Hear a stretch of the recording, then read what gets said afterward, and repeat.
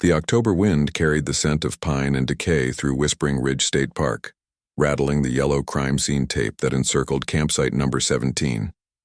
Detective Erin Calloway stood at the edge of the clearing, her breath forming small clouds in the crisp mountain air as she surveyed the scene that had haunted this small Washington town for exactly 5 years. It was October 15th again, the anniversary.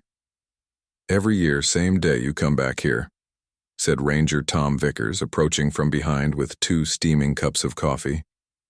His beard had grown grayer since that terrible autumn in 2018, and the lines around his eyes had deepened into permanent grooves of guilt and exhaustion. Erin accepted the coffee without taking her eyes off the campsite. "Because every year I hope I'll see something we missed." The campsite looked different now.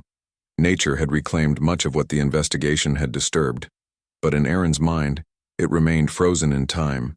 The blue 2-person tent still zipped shut from the inside, the carefully arranged stones around a cold fire pit, 2 sleeping bags neatly rolled beside backpacks that contained everything the Monroe sisters had brought except their lives. Lila Monroe, 19 years old, pre-med student at Washington State University with a 4.0 GPA and a smile that could disarm anyone. Harper Monroe, 16, high school junior, cross-country runner, photographer, the kind of kid who noticed things others didn't. Sisters who were best friends, planning one last camping trip before Lila's fall semester consumed her completely. They'd checked in at the ranger station on October 12, 2018, at 2:47 p.m. Tom Vickers himself had processed their permit, chatted with them about the best trails for fall foliage, warned them about the early sunsets and dropping temperatures. He was the last park employee to see them alive. "Their mother called again yesterday," Erin said quietly, watching a hawk circle overhead. "Catherine, she wanted to know if we'd made any progress." Tom winced. "What did you tell her?" "The same thing I tell her every time, that the case is still open, that we haven't given up." Erin took a sip of coffee, bitter and too hot, that her daughters deserve justice. The official theory, the one that had been fed to the media and accepted by most of the town, was that Lila and Harper had ventured onto a dangerous trail in fading light, possibly gotten separated, and succumbed to exposure or injury in the vast wilderness that surrounded Whispering Ridge. Search and rescue teams had combed hundreds of acres. Helicopters with thermal imaging had flown grid patterns for days. Volunteer groups had walked shoulder to shoulder through dense forest until their boots wore through. Nothing. Not a body, not a piece of clothing, not a single sign that the Monroe sisters had walked into those woods. Just an empty tent, a locked 2015 Honda CR-V in the parking lot, with the keys hidden under the driver's side floor mat exactly where Lila always kept them, and 2 cell phones sitting side by side on a picnic table, both dead, both deliberately turned off. "You never believed the accident theory," Tom said. "It wasn't a question." Erin shook her head. "Too many things that didn't add up. Why leave their phones behind?" Lila was obsessive about staying connected. Her mother said she'd never gone more than an hour without checking it. And the tent was zipped from the inside. Tom, from the inside, like they sealed it up, planning to come back. Could have been going to the bathroom, didn't want animals getting in. At night, in October, they would have taken flashlights. We found both flashlights in the tent, unused. Erin turned to face him fully now, her green eyes sharp with the intensity that had made her the youngest detective in Cascade County history. "And here's what really bothers me. Their food was still in the bear locker, unopened. The park register showed they checked in at 2:47 p.m. It gets dark by 6:30 this time of year. You're telling me 2 experienced campers set up their tent, organized their gear, and then wandered off into the woods in the dark without phones, without flashlights, without telling anyone, without eating dinner?" Tom looked away, his jaw tight. "I've been over this 1,000 times, Erin. We all have." "Then go over it one more time with me, because something happened here that night, something we're not seeing." The ranger sighed, setting his coffee cup on the weathered picnic table, the same table where the Monroe sisters' phones had been found. "They arrived mid-afternoon, like I said, happy, excited. Harper had a new camera, kept taking pictures of everything. Lila was telling me about her anatomy course, how she was going to be a surgeon someday. His voice cracked slightly. They seemed so alive. Did you see anyone else around? Other campers, hikers? It was a Friday in October. We had maybe a dozen permits out that weekend. Most folks were down in the lower campsites, closer to the amenities. Sites 15 through 20 up here on the ridge are more isolated. That's why the Monroe girls chose 17. Lila said they wanted peace and quiet. Erin pulled out her phone, scrolling through the digital case file she'd practically memorized. Other campers that weekend, the Hendersons in Site 12, elderly couple, left Saturday morning. The Patel family in Site 8, with 3 young kids, checked out Sunday. Solo hiker named Marcus Chen in Site 19, experienced backpacker, clean record. She looked up. And your trail guides were working that weekend. Jonah Briggs and Ryan Webb, Tom finished, his expression hardening. Yeah. I've been waiting for you to circle back to them. Jonah gave a statement. Said he was leading a group down the Clearwater Trail that Friday. Didn't see or hear anything unusual. Never went near the upper campsites. That's right. And Ryan? Tom's jaw clenched. Ryan called in sick that Friday. Said he had the flu, couldn't work the weekend. I was pissed because we were short-staffed, but he sounded terrible on the phone, so I let it go. Erin made a note on her phone. Did you verify that? Check if he was actually sick? He came back to work Monday, still looked rough. I had no reason to doubt him. Tom paused, choosing his words carefully. You know Ryan's family has history with the Monroes, right? This was news to Erin. She lowered her phone. What kind of history? Old history. Ryan's father, Daniel Webb, and Catherine Monroe, the girl's mother, they dated in high school. Pretty serious from what I heard. Then Catherine met Richard Monroe at college, and that was that. Daniel never quite got over it from what folks say. Married Ryan's mother on the rebound, and the marriage fell apart when Ryan was 12. So Ryan Webb grew up with a father who was bitter about losing Catherine Monroe. Erin said slowly, her mind already racing through implications. Did Ryan know the girls personally? Small town, Erin. Everyone knows everyone, but yeah, there was more to it than that. Tom shifted uncomfortably. About 6 months before the girls disappeared, Ryan asked Lila out. She turned him down. Gently, according to what I heard, but he didn't take it well. Started showing up places where she'd be, the coffee shop where she worked summers, the bookstore, the gym. Nothing you could call stalking exactly, but it made her uncomfortable enough that Richard Monroe came to see me about it. Erin felt her pulse quicken. Richard Monroe came to you about Ryan Webb bothering his daughter, and you didn't think this was relevant when those same daughters disappeared? Ryan had an alibi, Tom said defensively. He was homesick. His mother confirmed it. She said he was in bed all weekend with a fever, barely moved. His mother, who would obviously never lie to protect her son. We checked his phone records, Erin. No calls, no texts that weekend. His truck never left his driveway. I had Deputy Martinez drive by Saturday afternoon, confirmed the vehicle was there. Phones can be left at home. Trucks can be walked away from. Erin was pacing now, energy coursing through her despite the early morning chill. Did anyone actually see Ryan at his house that weekend? Actually lay eyes on him? Tom opened his mouth, then closed it. The silence stretched between them. You didn't, Erin said flatly. 5 years, and nobody ever verified that Ryan Webb was actually at home when those girls vanished. The focus was on the search, Tom said, but his voice lacked conviction. We had 2 missing girls and hundreds of acres to cover. Ryan was just one of dozens of people we talked to, and his alibi seemed solid enough to move on. Seemed being the operative word. Erin pulled up her contacts, her thumb hovering over Deputy Martinez's number. I'm reopening this. Full reinvestigation starting with... Her phone rang before she could make the call. The screen showed Cascade County Sheriff's Office. She answered immediately. Callaway. Detective, it's Sergeant Barnes. You need to come to the station right away. The veteran officer's voice was tight with barely contained excitement. We've got someone here who says he has information about the Monroe sisters. Says he needs to confess something. Aaron's breath caught. Who? Jonah Briggs, the trail guide. He walked in 20 minutes ago, white as a ghost, saying he can't live with the lies anymore. Barnes paused. He says he saw the Monroe sisters the night they disappeared. Says they weren't alone. The coffee cup slipped from Aaron's hand, splashing across the ground. 5 years of dead ends, of cold trails and colder comfort given to grieving parents. 5 years of an empty campsite and unanswered questions that had consumed her life and her career.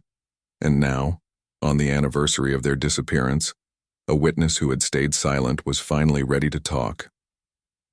I'm 20 minutes out, Aaron said, already running toward her truck. Don't let him leave, don't let him change his mind, I'm on my way. She ended the call and turned back to Tom Vickers, who stood frozen by the picnic table, his face pale beneath his ranger's tan. Tom, I need you to pull every file, every photo, every scrap of documentation from that weekend. Especially anything involving Jonah Briggs and Ryan Webb. Work schedules, sign-in sheets, permits, everything. Can you do that? He nodded slowly.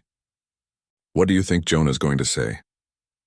Aaron climbed into her truck, her hands trembling as she jammed the key into the ignition. Through the open window, she looked back at Campsite 17 one more time, the place where 2 young women had laid down their phones and walked into darkness, trusting that morning would come. I think, she said quietly, that we're about to find out why those girls never made it home. The drive down the mountain was a blur of tight curves and accelerating heartbeats. Aaron's mind raced faster than her truck, cataloging everything she knew about Jonah Briggs. 34 years old, worked at Whispering Ridge for 6 years before the Monroe disappearance. Quit abruptly 3 weeks after the investigation went cold. Married, 1 young daughter, now worked as a freelance wilderness survival instructor. His statement from 2018 had been brief and unhelpful. He'd been guiding a group on the Clearwater Trail, far from the upper campsites, hadn't seen or heard anything unusual. A lie. It had all been a lie. The Cascade County Sheriff's Office occupied a low brick building on the edge of Whispering Ridge proper, a town of barely 3,000 souls nestled in the shadow of the Cascade Mountains. Aaron pulled into the parking lot 17 minutes after leaving the campsite, her truck's tires throwing gravel as she skidded into a spot. Sergeant Barnes met her at the entrance, his weathered face grave. He's in interview room 2. Hasn't asked for a lawyer, hasn't asked for anything except water and to speak with whoever's handling the Monroe case. How does he seem? Shaken. Genuine, if I'm reading him right. Been through a lot of interrogations in my 30 years, and this feels different. He wants to unburden himself. They walked through the quiet station. It was just past 7 a.m., the skeleton weekend shift still on duty. Through the observation room's one-way glass, Aaron got her first look at Jonah Briggs in 5 years. He'd aged. The confident, outdoorsy guide she remembered from his initial interview had been replaced by a gaunt, hollow-eyed man who looked like he hadn't slept in days. His hands were wrapped around a paper cup of water, knuckles white with tension. He wore jeans and a flannel shirt that hung loose on his frame, and his gaze was fixed on the table as if he couldn't bear to look at his own reflection in the mirror. He knows it's one-way glass? Aaron asked. Yeah. Doesn't seem to care. Aaron studied him for another moment, then nodded. Let's hear what he has to say. She entered the interview room alone, closing the door with a soft click that made Jonah flinch. His eyes rose to meet hers, and she saw something there that made her believe Barnes. This was a man carrying the weight of terrible knowledge. Mr. Briggs, she said, sitting across from him and placing a digital recorder on the table. I'm Detective Aaron Calloway. I understand you have information about Lila and Harper Monroe. He nodded slowly. I should have come forward 5 years ago. I know that. I've known it every single day since. His voice was hoarse, barely above a whisper. I've been seeing them in my dreams. The sisters. They're standing by the fire and Harper is crying. And Lila is shouting and I'm hiding in the trees like a coward watching it all happen. Aaron kept her expression neutral despite the electricity running through her veins. Let's start with the basics. This is October 15th, 2023. You're here voluntarily, correct? Yes? And you understand that this conversation is being recorded? Yes. Do you want an attorney present? No, I just want to tell the truth. He finally met her eyes fully. I lied in my initial statement. I was there that night near Campsite 17. I saw the Monroe sisters, and they weren't alone. Erin forced herself to remain still, to not lean forward with the desperate hunger for answers that had consumed her for 5 years. Every instinct screamed to press, to demand, to shake the truth from Jonah Briggs immediately. But she'd been a detective long enough to know that confessions were fragile things. Pushed too hard and they shattered. Moved too fast, and witnesses retreated back into their protective shells of silence. "Take your time," she said, her voice calm and measured. "Tell me everything from the beginning." Jonah took a shaky sip of water, his Adam's apple bobbing as he swallowed. October 12th, 2018, Friday. I was supposed to be leading a group down the Clearwater Trail like I told you before. That part was true. I did lead that hike, but it ended earlier than scheduled, around 4:30. The group wanted to get back for dinner at the lodge. "So you had free time?" "Yeah. A couple of hours before dark. I should have gone home to Emily, my wife, and our daughter. She was only 2 then." His voice cracked. "But I didn't. I went back into the park." "Why?" Jonah's hands tightened around the cup. "Because Ryan asked me to." The name hit Erin like a physical blow. She maintained her composure, but her pulse thundered in her ears. "Ryan Webb?" "Yes, he called me that afternoon around 3 o'clock while I was still with the hiking group. Said he needed a favor, that it was important. Asked me to meet him at the old fire lookout tower at 6. Erin knew the structure, an abandoned forestry tower about half a mile from Campsite 17, accessible by a maintenance road that was technically closed to public vehicles but easily navigated by someone who knew the park well. "But Ryan was supposed to be homesick that weekend," Erin said carefully. "At least that's what he told Ranger Vickers. He lied. He was in the park that Friday and he needed me to help him with something." Jonah's jaw clenched. "I should have said no. God, I should have just said no and gone home to my family." "Help him with what?" "He didn't say on the phone. Just said it was important that he'd explain when I got there. Ryan and I went way back. We'd worked together for 3 years, did a lot of backcountry trips together. He'd helped me out of some financial trouble a year before, loaned me money when Emily's mom got sick. I owed him." Classic manipulation, Erin thought. Create debt, then call it in when you need someone to compromise themselves. "So you met him at the fire tower." "I got there around 6:15. Sun was starting to set, temperature dropping fast. Ryan was already there, parked on the maintenance road in his truck. He seemed agitated, kept pacing, checking his watch." "What did he say?" Jonah closed his eyes, and Erin could see him physically transporting himself back to that evening, to decisions that had haunted him for half a decade. "He said there were some campers in Site 17 that he needed to talk to. That there'd been a misunderstanding and he just wanted to clear the air. He asked me to come with him, to be there as a witness, to make sure things stayed civil." "Did he mention the Monroe sisters by name?" "No, not then. He just said the girls in Site 17. I assumed he meant college kids. Maybe someone who'd complained about him or something. Tom had been riding Ryan hard that summer about his attitude with female visitors to the park. There'd been some complaints. This was new information. Erin made a mental note to pull any formal complaints filed against Ryan Webb. What happened next? We walked toward the campsite. Ryan knew the trails in the dark. He'd been working at Whispering Ridge since he was 18, knew every path, every shortcut. We came up through the woods, not on the main trail, approaching from the north side of the site. Why not use the regular path? Ryan said he didn't want to startle them, didn't want them to feel ambushed if he just walked up to their campsite at night. Said we'd observe from the tree line first, wait for the right moment. Jonah's voice dropped to barely a whisper. That's when I realized something was wrong. That's when I should have turned around and left. But you didn't. No, I didn't. We got to a position maybe 30 yards from the campsite, hidden in the trees. There was a fire going. I could see it clearly. Could see two figures sitting by it. Ryan had binoculars, handed them to me. That's when I saw who it was. Lila and Harper Monroe. Jonah nodded, a single tear tracking down his weathered cheek. I recognized them immediately. Everyone in town knew those girls. They volunteered at the library. Harper worked at the ice cream shop in Summers. Good kids, really good kids. And I realized then that Ryan had lied to me, that whatever this was about wasn't a simple misunderstanding. Did you confront him? I tried. I asked him what the hell we were doing spying on teenagers in the woods.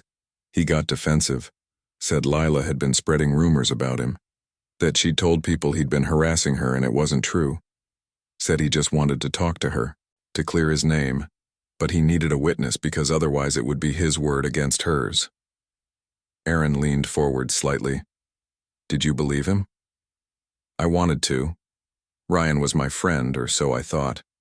But standing there in those trees, watching him watch those girls through binoculars. Jonah shook his head.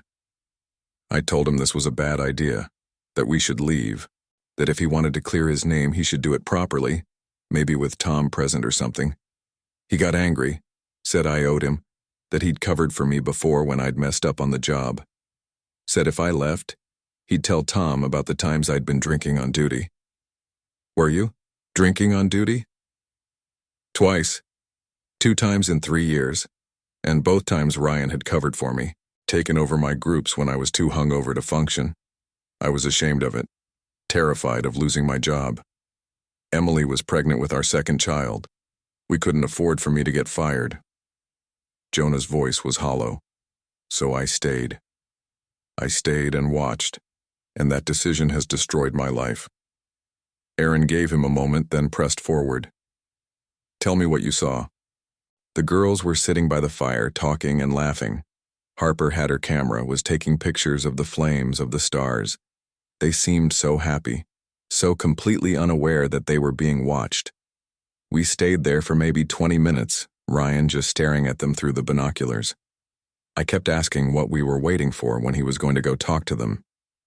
He kept saying, soon, just wait. Then what? Then someone else showed up. Aaron felt the world tilt slightly. Someone else? A man. He came from the opposite direction, from the main trail. He walked right up to their campsite, called out to them. The girls looked surprised but not scared. They seemed to know him. Could you see who it was? Jonah hesitated, his face pale in the fluorescent lights of the interview room. The fire was between us and him, and he was wearing a hooded jacket. I couldn't see his face clearly, but he was tall, maybe 6 feet, medium build. He had dark pants, hiking boots.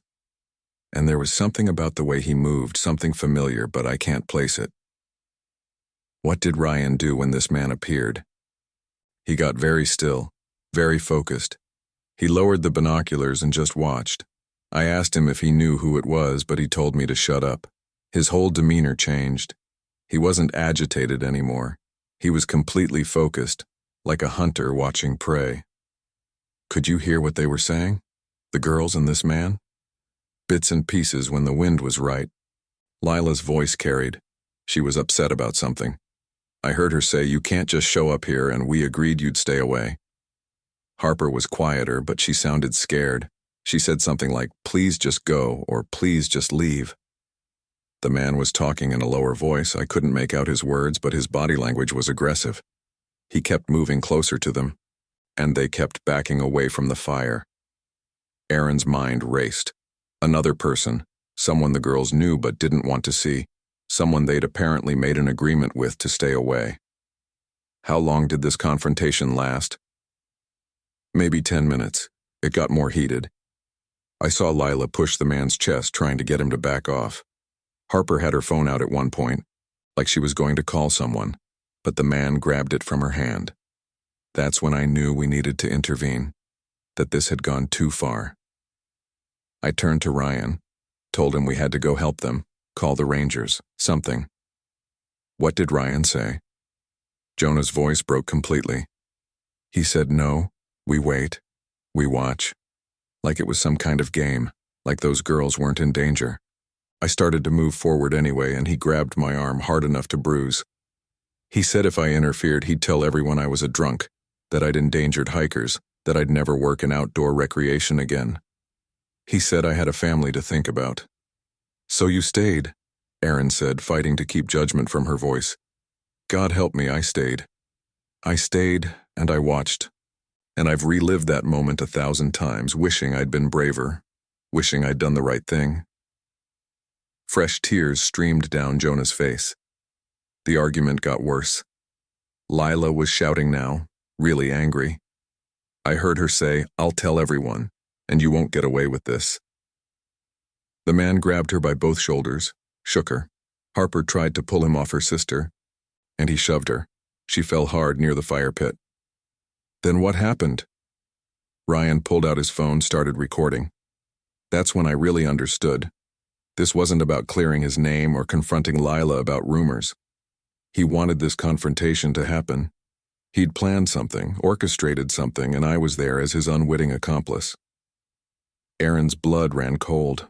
He recorded the confrontation for maybe 30 seconds. Then the man noticed. The phone screen must have caught his eye.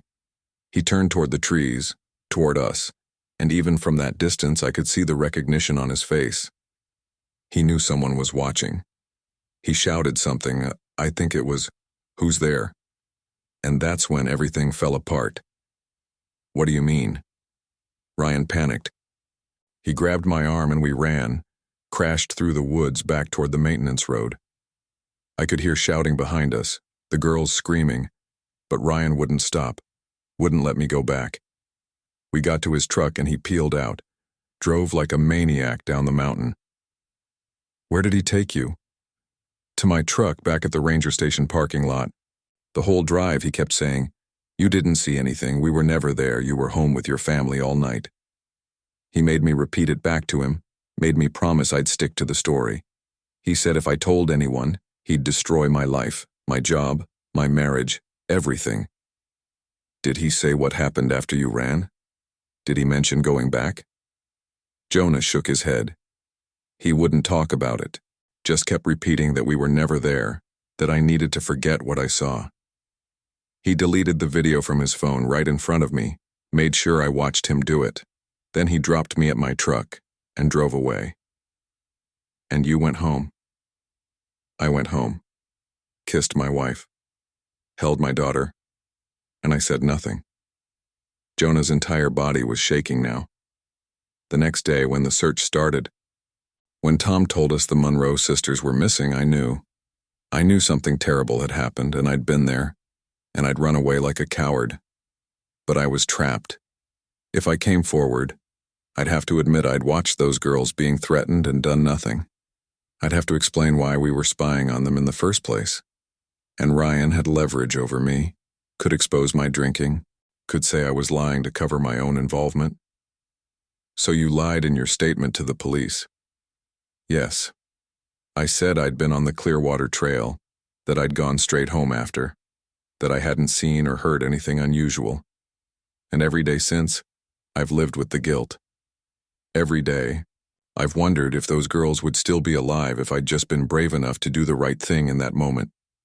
Erin sat back, her mind processing the avalanche of information. A mysterious third man who the girls knew and feared. Ryan Webb orchestrating surveillance and recording the confrontation. A physical altercation that escalated. Someone realizing they were being watched. And then 2 girls who vanished completely, leaving no trace. Jonah, I need you to think very carefully about this next question. The man who confronted the Monroe sisters. You said he seemed familiar. Is there any chance, any possibility at all that you recognized him? Jonah was silent for a long moment, his eyes distant. I've replayed that night in my head so many times that I'm not sure anymore what I actually saw versus what my brain has filled in. But there was something about his build, his posture, the way he moved. He looked up at Erin. There's someone who matches that description, someone who had access to the park who the girls might have known. But I can't be certain, and I don't want to accuse someone without proof. Tell me anyway, let me investigate, let me find the proof. Jonah took a deep breath. There was another guide who worked at Whispering Ridge that season, Marcus Holt. He'd been there for about a year, kept to himself mostly. But I remembered he'd asked about Lila a few times, wanted to know if she was dating anyone, mentioned he'd seen her in town, and his build, his height. It matches what I saw that night. Erin made a note, though the name meant nothing to her. Was Marcus working the weekend the girls disappeared? I don't know. He quit about a week after the girls went missing, said he'd gotten a job offer somewhere else. Tom might have records. I'll check. Is there anything else? Anything you remember, no matter how small? Jonah closed his eyes, clearly exhausted. Just one thing. When Ryan was driving me back that night, his phone rang. He answered on speaker. It was careless, like he'd forgotten I was there. A man's voice said, "It's handled. Go home and forget it." Ryan said, "What about the witness?" And the voice said, "There's no witness. There's nothing." Then the call ended. You didn't recognize the voice? No. It was muffled, like the person was speaking through fabric or holding the phone away from their mouth. But whoever it was, they were coordinating with Ryan.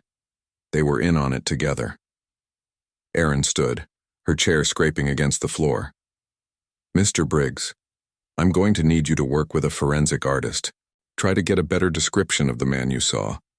I'm also going to need you to write down everything you remember. Times, descriptions, exact words spoken, everything. Can you do that?" "Yes. Whatever you need." Jonah looked up at her, his eyes red and hollow. "Detective, do you think they're still alive? The Monroe sisters?"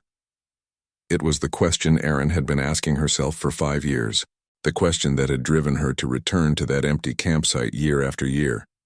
And now, with Jonah's confession painting a picture of violence and conspiracy, she knew the answer in her gut, even if she couldn't say it out loud. "I think," she said carefully, "that we're going to find out what happened to them. Finally." She left Jonah with Sergeant Barnes and stepped into the observation room, pulling out her phone immediately. First call, Judge Henderson, to secure warrants for Ryan Webb's phone records, financial records, and property search.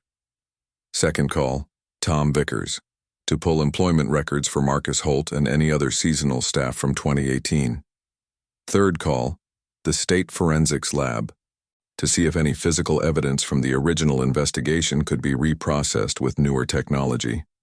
But even as she made the calls, her mind was spinning through the timeline, trying to make the pieces fit.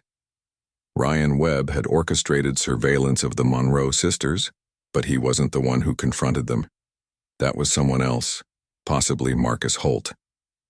But then there was the mysterious phone call, someone confirming things were handled, someone who knew about a witness. How many people were involved in whatever happened to Lila and Harper Monroe? Her phone buzzed with a text from Tom Vickers. "Found something in the old files. You need to see this. Coming to the station now." Erin checked the time, 8:47 a.m. Less than 2 hours since she'd been standing at that empty campsite. Less than 2 hours since Jonah Briggs had walked into the station, carrying 5 years of guilt and secrets. And now, finally, the dam was breaking. The truth about what happened to Lila and Harper Monroe was out there, buried in lies and cover-ups and fear. But Erin Calloway had spent 5 years preparing for this moment. 5 years refusing to let the case go cold in her heart even when the official files gathered dust. She was going to find those girls, one way or another. She was going to bring them home. Tom Vickers arrived at the station 23 minutes later, carrying a worn cardboard file box that looked like it had been stored in a damp basement for years. His face was ashen, and his hands trembled slightly as he set the box on Erin's desk with a heavy thud that echoed through the quiet detective's bureau. "I need coffee for this conversation," he said, his voice rough. "Strong coffee." Erin gestured to the break room, but Tom shook his head. "Not here. Conference room. You're going to want privacy for what I found." They relocated to the windowless conference room at the back of the station, a cramped space with a long table scarred by years of case files and coffee rings. Tom closed the door firmly, checked that the blinds were shut, And only then did he open the box with the careful reverence of someone handling evidence that could detonate. When you asked me to pull everything from that weekend, I went back to the storage room where we keep the old employment records, incident reports, things that didn't make it into the official case file, Tom began, pulling out a stack of papers rubber-banded together. I found Marcus Holt's file, and I found something else, something I'd completely forgotten about because it seemed irrelevant at the time. He slid a faded incident report across the table. The date stamp read July 18, 2018, 3 months before the Monroe sisters disappeared. Erin scanned the document quickly, her trained eyes picking out the key details. A complaint was filed against Marcus Holt by a female hiker. She reported that he'd followed her on a trail, appeared at her campsite uninvited, and made inappropriate comments about camping alone. She felt threatened enough to cut her trip short. I talked to her myself, Tom said. 24-year-old grad student from Seattle. She was genuinely scared. Said Marcus told her that women shouldn't hike alone, that bad things happen to girls who don't take proper precautions. When she told him she was fine and asked him to leave, he said something that stuck with her. You never know who's watching in these woods. What did you do? I gave Marcus a formal written warning, told him he was on thin ice, and that any future complaints would result in immediate termination. He apologized, said it was a misunderstanding, that he was just trying to be helpful. Tom's jaw clenched. 3 days later, another complaint came in. Different woman, same pattern. Marcus showing up at her campsite, making her uncomfortable, implied threats wrapped in concern. That time I fired him on the spot. Erin's eyes snapped up from the report. But Jonah said Marcus quit a week after the Monroe sisters disappeared. He was still employed in October? Tom's face went gray. That's what I told everyone, including the investigating officers, that Marcus had quit, taken a job elsewhere, moved on. But that was a lie. He pulled out another document, this one a termination notice dated July 22, 2018. I fired Marcus Holt 3 months before Lila and Harper went missing, and I never corrected the record. The implications crashed over Erin like a wave. Why? Why would you lie about when he left? Because I was trying to protect the park, protect our reputation. Tom couldn't meet her eyes. We'd had 2 harassment complaints in 1 week, both involving a park employee. If that got out, if the media picked it up, it would have destroyed us. Tourism was already down that summer because of the wildfires. I couldn't afford the scandal. So when the Monroe sisters disappeared and investigators started asking questions about who was working that weekend, you said Marcus had already quit and moved away. You removed him from the suspect pool before anyone could even look at him. I thought I was doing the right thing, Tom said, his voice breaking. Marcus wasn't scheduled to work that weekend. He'd been fired 2 months earlier. How could he have had anything to do with the girl's disappearance? I convinced myself his past behavior wasn't relevant, that mentioning it would just muddy the investigation. Erin fought to control her anger. You made that decision yourself. You didn't let the detectives working the case make that call. I know. And I've lived with it every day since. Tom pulled out another sheet of paper. This one a photocopy of a job application. But here's what I found this morning that made me realize how badly I'd screwed up. When I went back through the old files, I found Marcus's original employment application from 2017. Look at his previous employment. Erin scanned the document, and her blood turned to ice. Monroe Construction and Development. He worked for Richard Monroe, the girl's father. For 3 years, before Richard let him go in early 2017. I called Richard this morning, told him I was reviewing old park records, asked if he remembered Marcus Holt. Richard remembered him very clearly, said Marcus was fired for theft, that they caught him stealing tools and materials from job sites. But here's the thing that Richard said stuck with him. When confronted, Marcus became aggressive, made threats, said the Monroes would regret how they'd treated him. Erin stood abruptly, pacing the small room. So we have Marcus Holt, who was fired by the Monroe family and made threats, who then got hired at the park where the Monroe daughters liked to camp, who harassed multiple women and was fired for it. who fits the physical description of the man Jonah saw confronting the girls, and whose employment status was deliberately obscured in the initial investigation. There's more. Tom pulled out a driver's license photocopy. Marcus's last known address was a rental cabin about 8 miles from Whispering Ridge Park. The lease was month to month, and according to the landlord I just spoke with, Marcus paid cash and left suddenly in late October 2018, right after the girls disappeared. Left most of his belongings behind, never came back for his security deposit. Did the landlord keep any of his things? Some boxes in storage. Said we could look through them if we wanted. Erin was already pulling out her phone.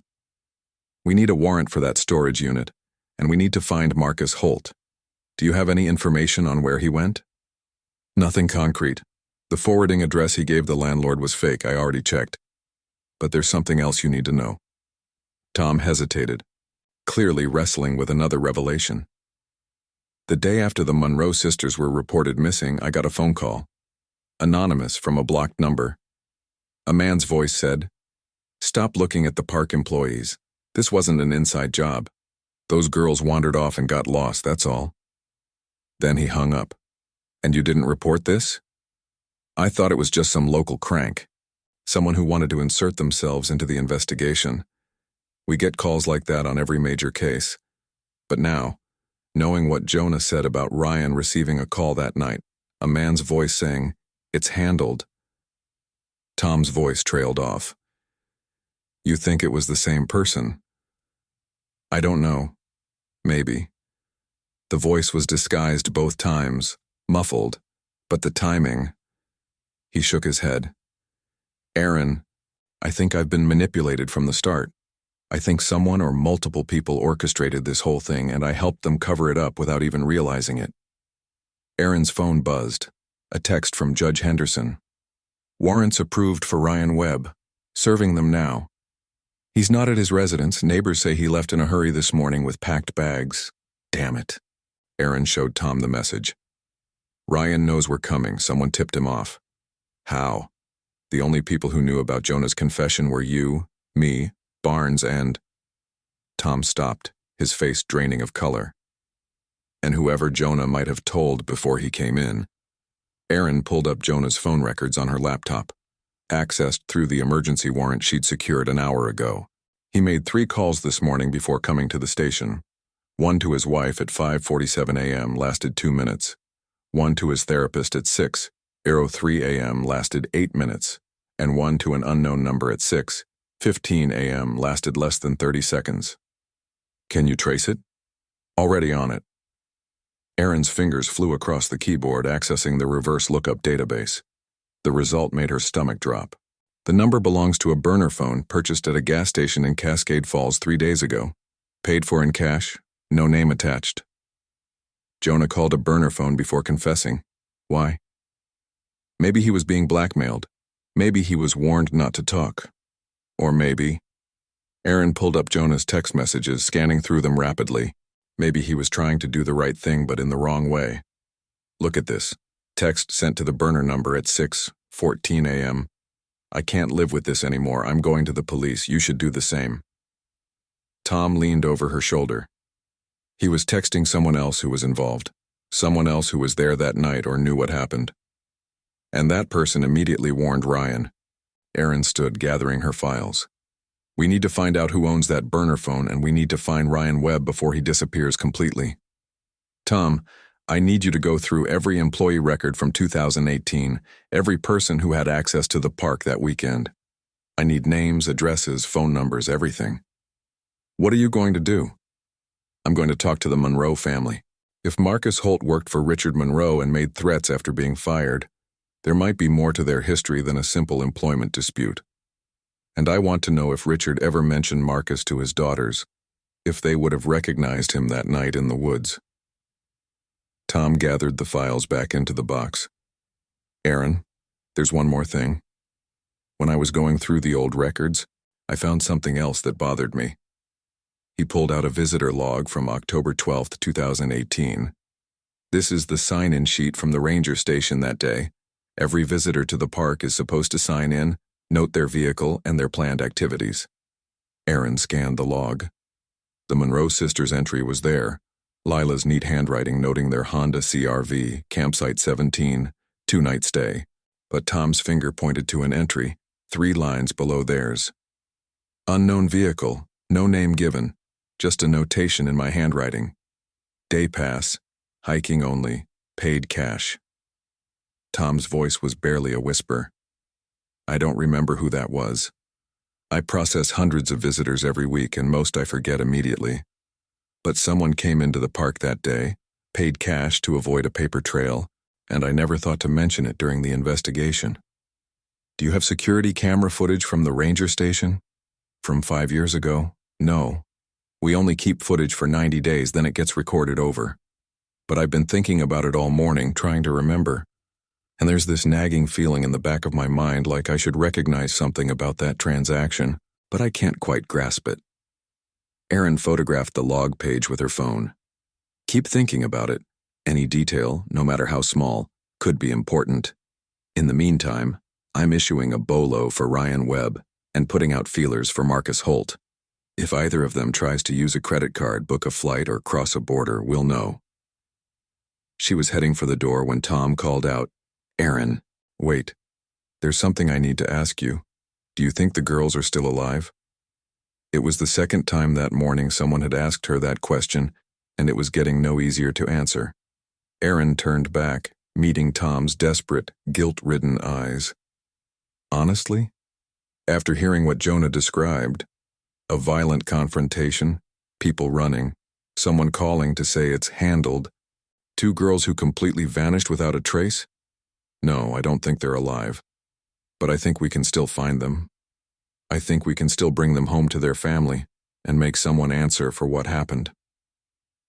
Tom nodded slowly, tears tracking down his weathered face. That's what I thought. That's what I've thought for 5 years, but I couldn't admit it out loud. Because admitting they're dead means admitting that my lies and omissions might have let their killers walk free. Then help me fix it, Erin said firmly. Help me find the truth, no matter where it leads or who it implicates. Those girls deserve justice and their family deserves answers. Can you do that? Yes, whatever it takes. Erin left the station and drove across town to the Monroe family home, a modest 2-story colonial on Maple Street that she'd visited dozens of times over the past 5 years. Each visit had gotten harder, watching hope slowly die in Catherine and Richard Monroe's eyes, seeing how grief had hollowed them out and made them shadows of the vibrant, engaged parents they'd once been.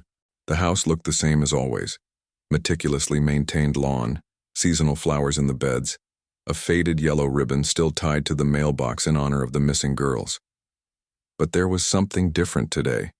Richard's truck was in the driveway alongside Catherine's sedan, unusual for a Monday morning when he'd normally be at a construction site.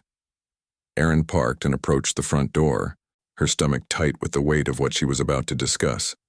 She'd learned 5 years ago that the hardest part of being a detective wasn't solving cases.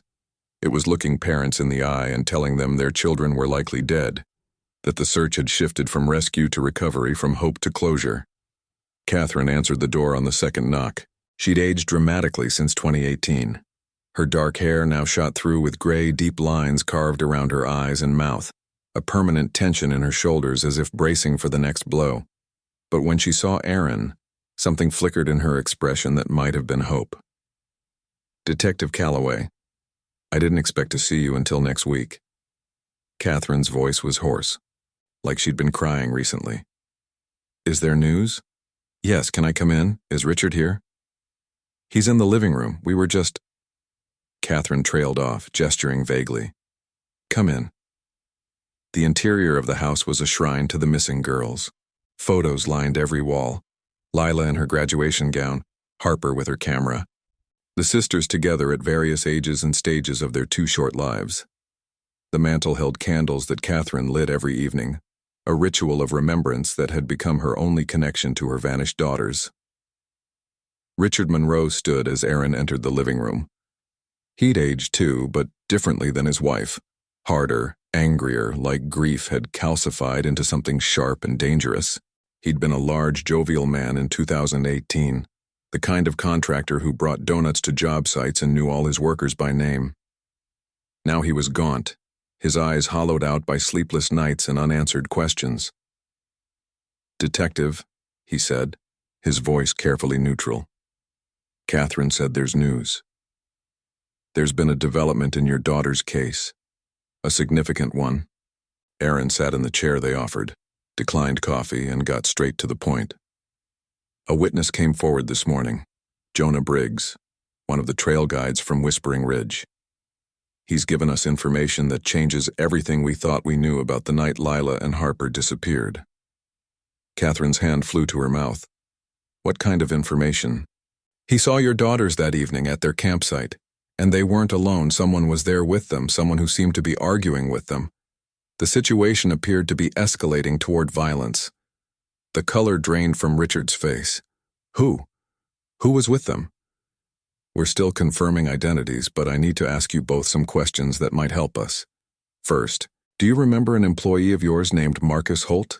He worked for Monroe Construction from 2014 to early 2017.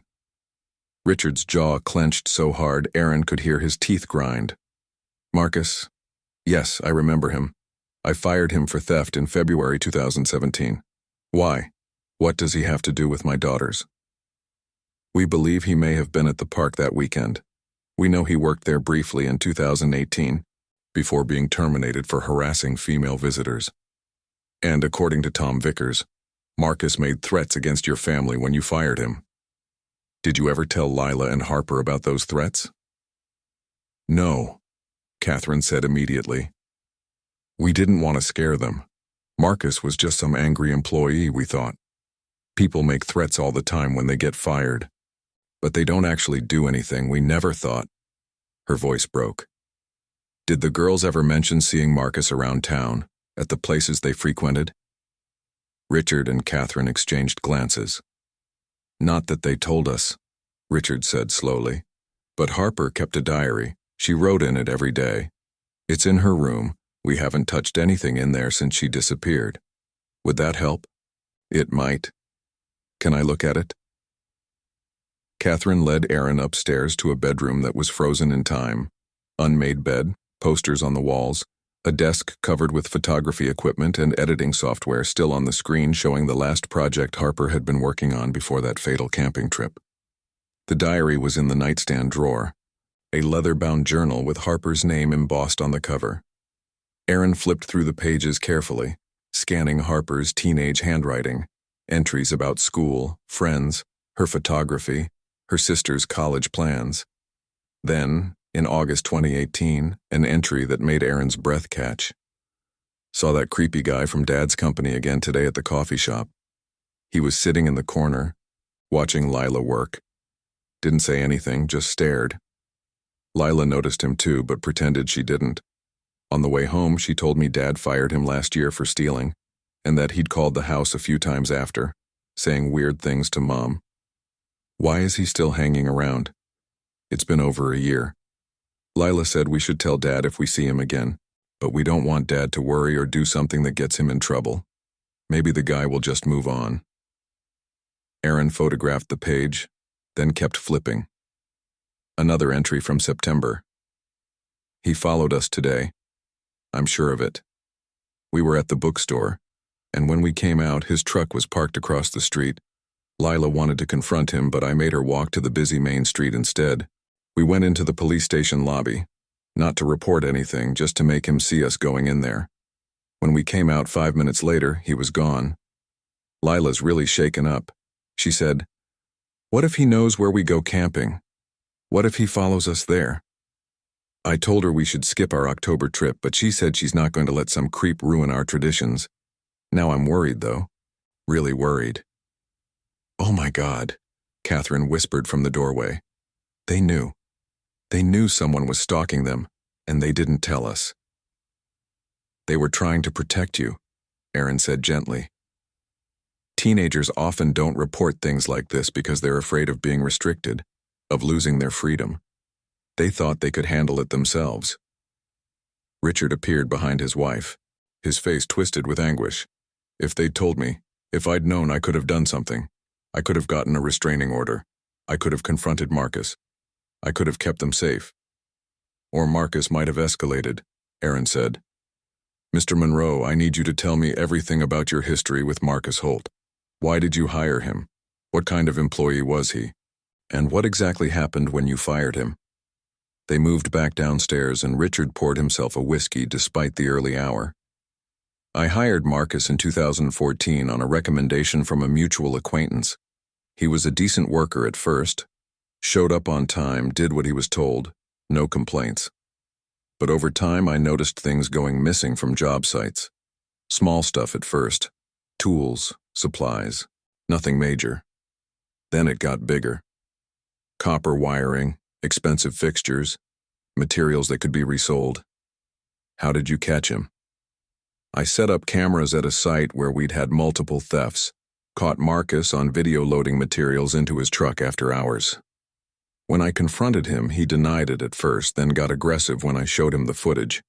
Said I owed him that stuff, that I didn't pay him enough, that he was just taking what he deserved. What happened then? I fired him on the spot, told him if he returned the stolen property I wouldn't press charges. He went ballistic, started shouting that the Monroe family thought they were better than everyone, that we'd regret treating him like garbage. My foreman had to physically escort him off the property. After that, he started calling the house at odd hours, hanging up when anyone answered. A few times, Catherine picked up and heard him breathing on the other end. We changed our number, and it stopped. Until he started showing up where your daughters were. Aaron finished. Richard's hand trembled as he set down his glass. You think he took them? You think he was stalking my girls? Followed them to the park and did something to them? I think Marcus Holt is a person of interest who needs to be found and questioned. But there's more you need to know. There were other people involved that night. Ryan Webb, another park employee, was surveilling your daughter's campsite, and someone else was coordinating with him, someone who called to say things were handled after your daughters disappeared. Catherine's face crumpled. This was planned. You're telling me people worked together to hurt our babies. I'm telling you that we have witnesses now, we have leads, and we're going to follow them until we find out exactly what happened. But I need your help. Is there anyone else who had a grudge against your family? Anyone else who might have wanted to hurt you through your daughters? Richard thought for a long moment. There was Daniel Webb, Ryan's father. He and Catherine dated in high school, thought they were going to get married. When Catherine chose me instead, Daniel never got over it. Made some bitter comments over the years, but nothing threatening. Just sad, really.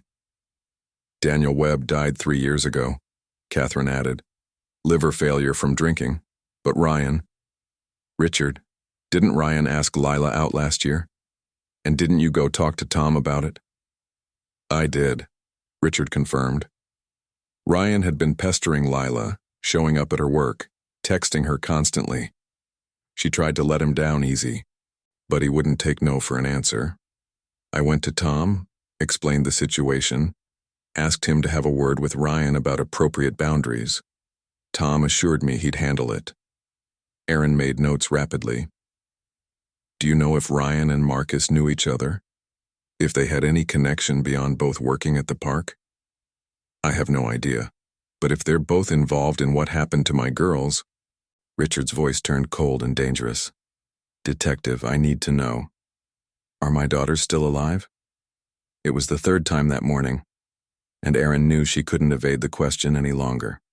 These parents deserved the truth, even if it shattered what little hope they had left. Based on what we've learned today, I believe your daughters encountered violence that night. I believe they were taken from their campsite against their will, and I believe the people responsible went to great lengths to cover up what happened. I can't tell you definitively that they're deceased, but I also can't give you false hope. What I can promise you is that I will find the truth, I will find the people responsible, and I will bring your daughters home, one way or another. Catherine Monroe collapsed into her husband's arms, her sobs echoing through the house that had been waiting 5 years for answers. Richard held her tight, his own tears falling silently as the last vestiges of hope finally, brutally, died. And Aaron Calloway made a silent vow, the same vow she'd made 5 years ago, but with renewed purpose and new determination. She would find Lila and Harper Monroe. She would uncover every lie, expose every conspiracy, and drag every person responsible into the light, no matter how long it took, no matter what it cost. Justice was coming for the Monroe sisters at last. The next 72 hours moved with the relentless momentum of an avalanche. Erin barely slept, subsisting on coffee and adrenaline as she coordinated a multi-agency task force that had been assembled with unprecedented speed. The FBI's cold case unit sent 2 agents. The Washington State Patrol provided forensic support, and the Cascade County Sheriff's Office finally had the resources to do what should have been done 5 years ago: a proper, thorough investigation unconstrained by small-town politics and cover-ups. The breakthrough came on the 3rd day, in the most unexpected way. Marcus Holt's landlord had kept 3 boxes of belongings in a storage unit, items Marcus had abandoned when he fled in October 2018. Erin and FBI agent Sarah Chen spent 4 hours methodically cataloging every item: clothing, books, camping equipment, personal documents. Nothing particularly damning until Agent Chen opened a shoebox tucked in the bottom of the 3rd box. Inside were photographs, dozens of them. Lila Monroe leaving the coffee shop where she worked. Harper Monroe walking home from school. The Monroe family house photographed from across the street. The sisters' Honda CR-V in various parking lots around town. And most chilling, telephoto shots of Campsite 17 at Whispering Ridge, taken from the tree line, showing the layout, the fire pit, the best angles of approach. He was planning this for months, Chen said, her voice tight with controlled fury. This was premeditated stalking, surveillance, preparation for an abduction. But it was the last item in the box that changed everything. A burner phone still functional, its battery long dead.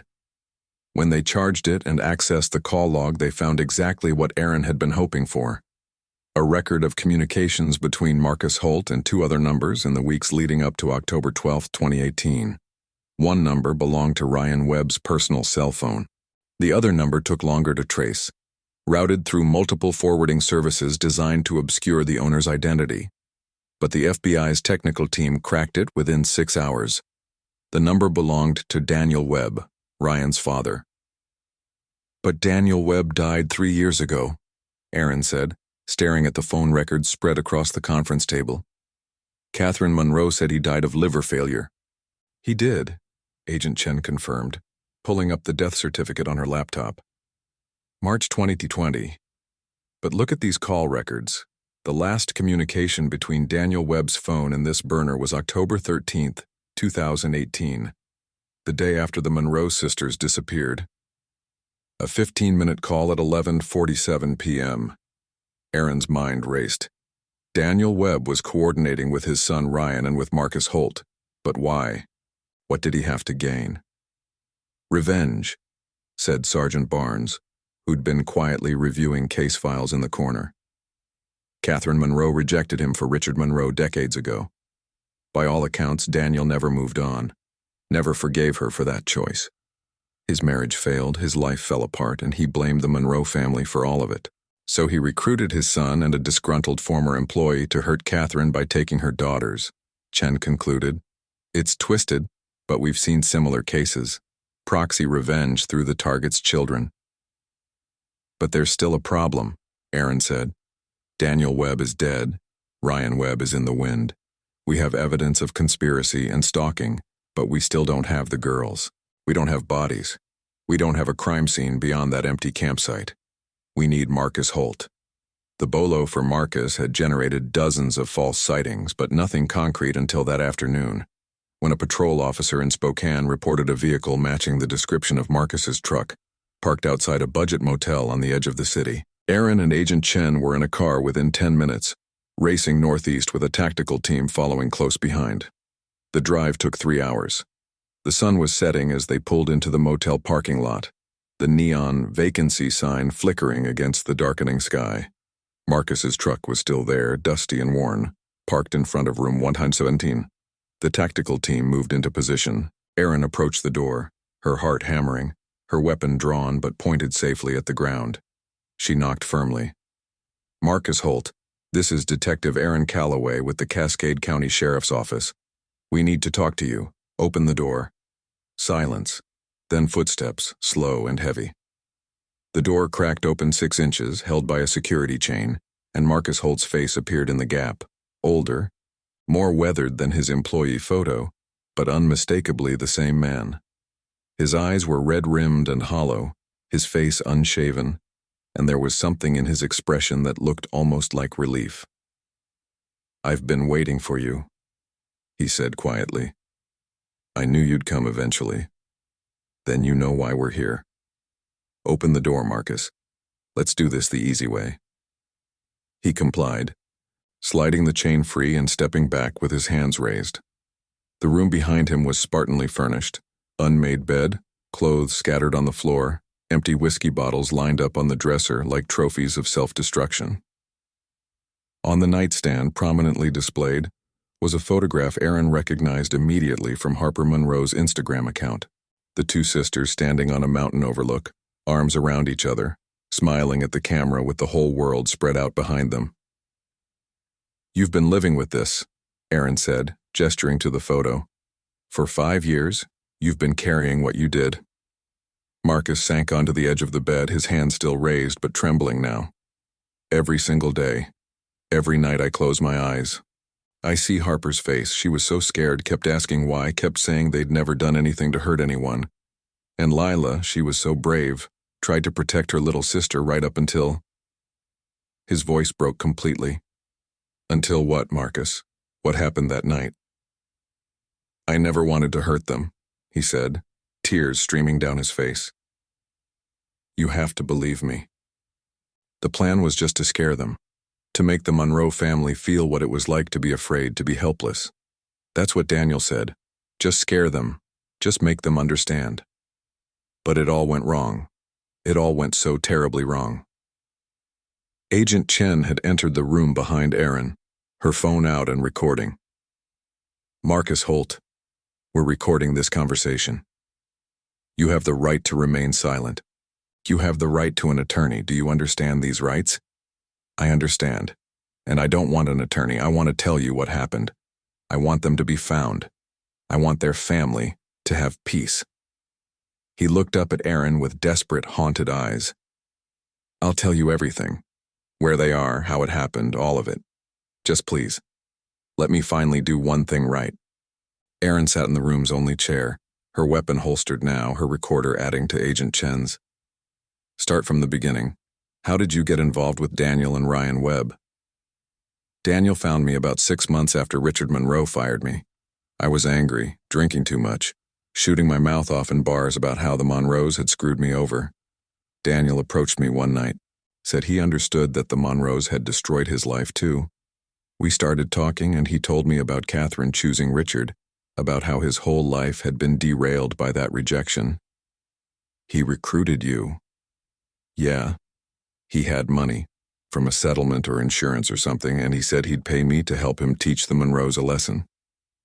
At first, I thought he just meant vandalism or property damage, but then he introduced me to Ryan and I realized it was bigger than that. Ryan was obsessed with Lila, had been since high school. When she rejected him, something in him broke. Daniel encouraged it, fed into it, said the Monroe girls were spoiled princesses who needed to be humbled. So the 3 of you planned to abduct Lila and Harper Monroe?" Marcus nodded miserably. "The plan was to grab them from the campsite, take them to a cabin Daniel owned up in the mountains, keep them there for a few days, just long enough to terrify them and their parents. We'd film them begging to go home, send the video to Catherine and Richard, make them suffer like Daniel had suffered. Then we'd let the girls go, drive them to some remote location and release them. They'd be traumatized but alive, and we'd disappear before anyone could trace it back to us. But that's not what happened." "No." Marcus's voice was barely audible now. "I followed the girls to the park that Friday, watched them set up camp. Ryan was supposed to wait until after midnight when they'd be asleep. Then we'd move in together. But Ryan got impatient. He went to their campsite early, around 8 o'clock, while it was still light enough for them to see him. Started talking to them, trying to convince Lila to give him a chance, saying they could work things out. And the girls rejected him again. Worse than that. Lila told him she'd filed a complaint with the Park Service, that everyone knew he was a creep, that he needed to leave them alone and get help. Harper filmed him on her phone, said she was going to send it to the police if he didn't leave immediately. Ryan lost control. He grabbed Harper's phone, smashed it on a rock. Lila started yelling, said she'd make sure he was arrested, that he'd never work in a park again. That's when you and Ryan called Daniel. Ryan called him. I was hiding in the trees. Jonah Briggs was there too. Ryan had brought him as some kind of witness or insurance. When Jonah saw how bad things were getting, he wanted to help the girls, but Ryan threatened him, and Jonah ran. That's when Ryan called his father, panicking, saying the plan was falling apart. Daniel told us to stick to it, to grab the girls and get them to the cabin. He said we'd gone too far to back out now. Erin's hands were clenched so tight her nails drew blood from her palms. So you abducted them. Ryan grabbed Lila. I grabbed Harper. They fought. God, they fought so hard. Lila scratched Ryan's face, drew blood. Harper bit my hand. He held up his left hand, showing a crescent of scar tissue. But we were bigger, stronger. We got them into Ryan's truck, tied their hands, covered their mouths with duct tape, drove them up to Daniel's cabin. Where is this cabin, Marcus? About 40 miles northeast of Whispering Ridge, up Forest Service Road 23. You'll see a turnoff marked with 3 white rocks, Daniel's system for finding the place. The cabin's another 2 miles in, completely off-grid, no power or running water. We kept the girls there in the basement. Agent Chen was already texting the coordinates to the search teams. Erin forced herself to stay focused, to get the complete story. What happened at the cabin? Daniel was already there when we arrived. He'd set up cameras, lights, everything to film the ransom video. But when he saw how roughed up the girls were, how terrified, he got angry at Ryan for losing control. They started arguing about whether to go through with it or just let the girls go right then. And while they were fighting, Lila managed to get her hands free. She attacked Daniel with a piece of broken pipe she'd found in the basement, hit him in the head. He went down hard. Marcus's entire body was shaking now. Harper was screaming through the duct tape. Ryan tried to grab Lila and she fought him like a wildcat. In the struggle, Ryan pushed her. I don't think he meant to kill her, I really don't. But she fell backward down the basement stairs, the sound of her head hitting the concrete. He covered his face with his hands. She died instantly. Harper saw it happen. Her sister died right in front of her. The room was completely silent except for Marcus's ragged breathing and the faint hum of traffic outside. Erin felt tears burning behind her eyes, but refused to let them fall. Not yet. Not until she had everything. What happened to Harper? She went into shock. Just stopped fighting. Stopped making noise. Just stared at her sister's body. Daniel was bleeding from the head wound, barely conscious. Ryan was freaking out, saying we had to finish it, that we couldn't leave witnesses. I said no, we had to get medical help, had to call the police, had to stop this before it got worse. But Ryan... Marcus's voice hardened.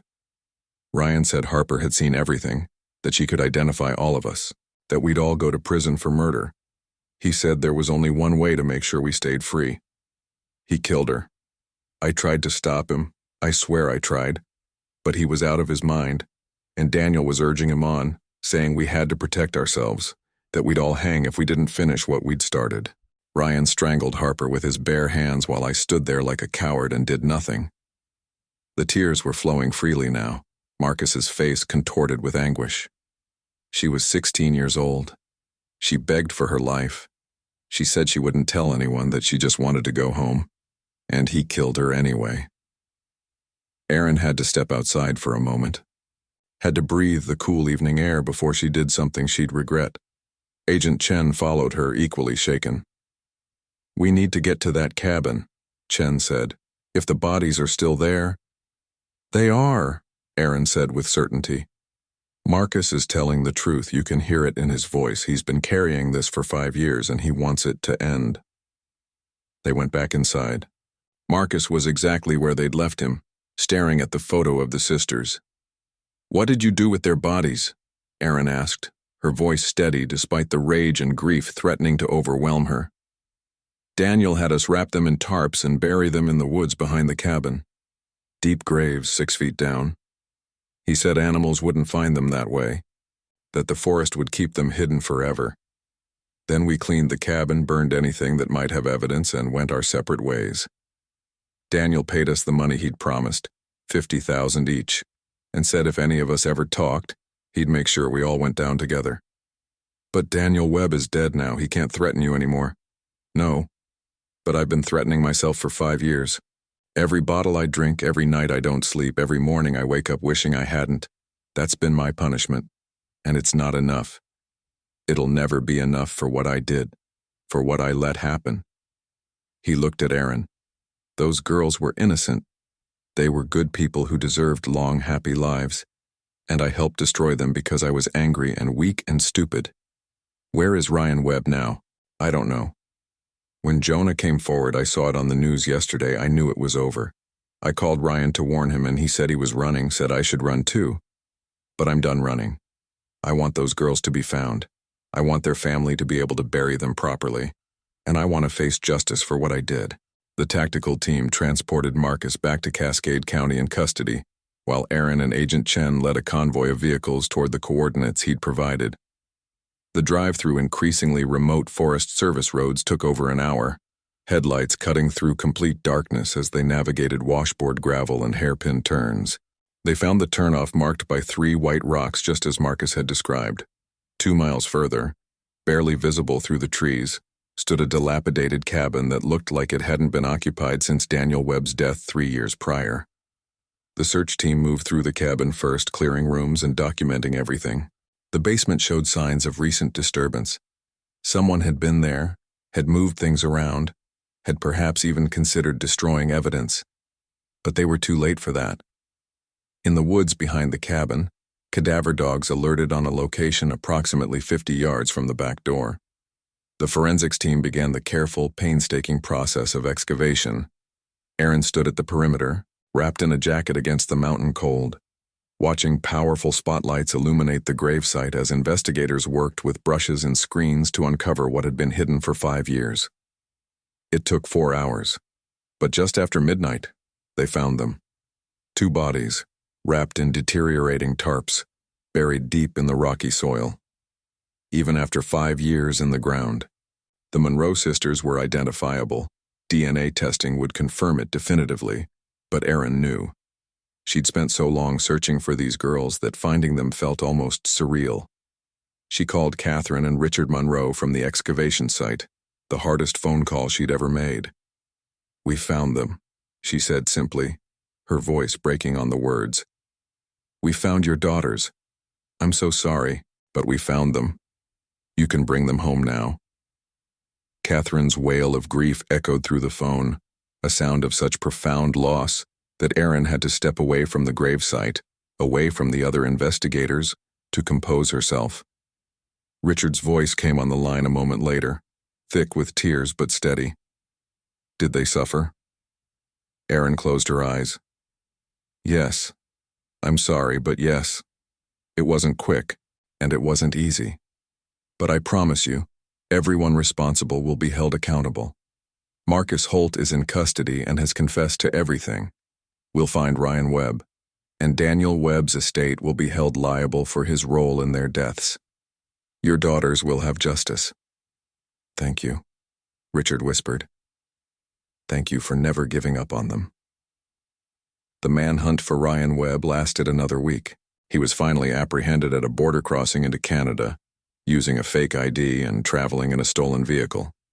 He refused to speak without an attorney, but with Marcus's testimony, the physical evidence from the cabin, and the communications records linking all 3 conspirators, the case against him was overwhelming. The trial took place 8 months later. Marcus Holt pleaded guilty to kidnapping, conspiracy to commit murder, and accessory to murder, receiving a sentence of 25 years to life with the possibility of parole. He testified against Ryan Webb, describing in painful detail how Ryan had strangled Harper Monroe while she begged for mercy.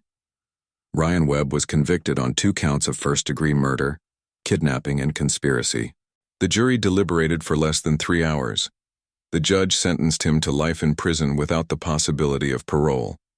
Tom Vickers resigned from his position as head ranger at Whispering Ridge, unable to live with the guilt of how his omissions and lies had delayed justice. In his resignation letter, he established a scholarship fund in Lila and Harper Monroe's names for young women pursuing careers in outdoor recreation and environmental science. Jonah Briggs received immunity from prosecution in exchange for his testimony, but the weight of his cowardice that night followed him for the rest of his life.